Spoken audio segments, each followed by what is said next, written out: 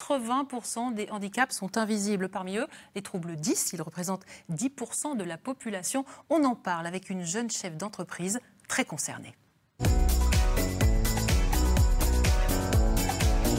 Et cette jeune chef d'entreprise, c'est Aurélie Renard. Bonjour Aurélie. Bonjour. Bienvenue sur notre plateau. Merci. Vous êtes créatrice de la société 6x10, 10 DYS comme 10, les troubles 10 dont vous souffrez. Tout à fait. Et 6 comme le nombre, le trouble 10. Vous allez d'ailleurs nous les détailler. Quels sont-ils? Alors, on dit souvent qu'il y a 6 troubles 10, mais en réalité, il y en a 7. Donc, on a la dyslexie, la plus connue, évidemment.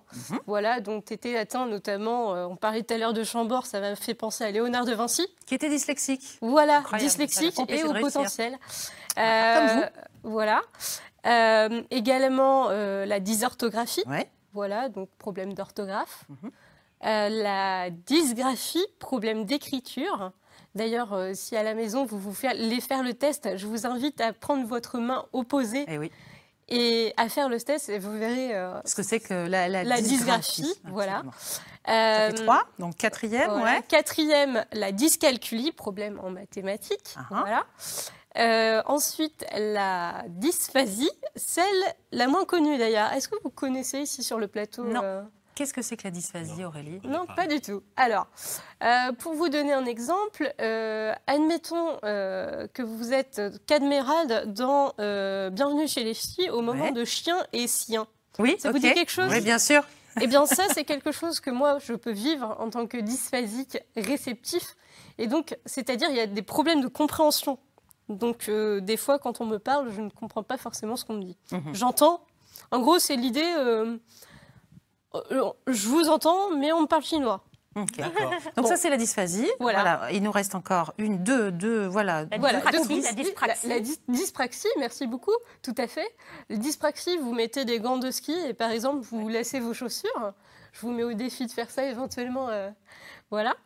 Et enfin, les troubles dysexécutifs. Les troubles dysexécutifs, ce sont des troubles, donc des fonctions exécutives où, par exemple, on va avoir des problèmes de mémoire de travail, des problèmes de planification des tâches, donc c'est-à-dire qu'il faut réordonnancer si jamais il y a besoin d'aide. Il faut réordonnancer pour permettre justement la bonne planification. Ok, voilà. Alors ça, ce sont bien sûr, voilà, schématiquement et rapidement évidemment. Voilà. On a bien compris. Maintenant, pour que les téléspectateurs comprennent voilà qui vous êtes et où vous en êtes, très rapidement, je vais dresser un petit peu votre parcours scolaire, si vous permettez. Voilà, vous avez été diagnostiqué à l'âge de 10 ans. C'est un professeur qui a alerté vos parents. À partir de la 5e, vous avez commencé à bénéficier d'aménagements dans le fameux tiers-temps. Et malgré de grosses difficultés à la prise de notes, vous en parliez dans ces troubles, ces 7 troubles, eh bien vous obtenez votre brevet avec mention bien. Et comme vous êtes très persévérante, vous avez votre bac et vous continuez, vous avez votre BTS en informatique, rien ne vous arrête. Oh, Ellie.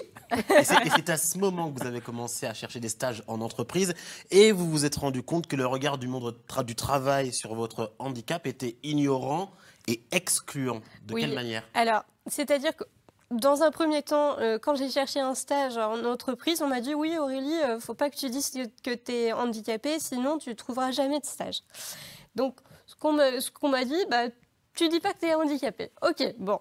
Mais moi, dans mon fond intérieur, je me disais non, c'est pas possible, sinon ils vont bien s'en rendre compte qu'au bout d'un moment, j'ai des difficultés.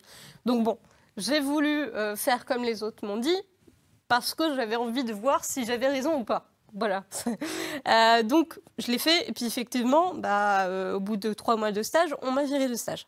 Donc, premier stage. Alors, on n'a malheureusement pas le temps de raconter tout ça parce que je voudrais qu'on garde 1 minute pour parler de votre entreprise. 6x10, très rapidement, pour dire que le but de votre entreprise, c'est de promouvoir justement les forces des 10, parce que c'est ça que vous revendiquez. Avec très rapidement, quels sont les services pour qu'on puisse après vous retrouver? Alors, il y a les conférences, c'est ça? Oui, les conférences, donc sensibilisation aux troubles 10, ateliers, etc. On a les sites web. Voilà, exactement. Donc, pour rendre accessible aux troubles 10. Du consulting pour accompagner les personnes atteintes de troubles 10 également. Et puis aussi des musées plus accessibles avec un travail que vous faites. Malheureusement, on va être obligé d'en rester là, mais on vous réinvitera pour que vous nous racontiez cette histoire de l'entreprise et que vous nous prouvez effectivement qu'on peut avoir des handicaps et s'en sortir haut la main.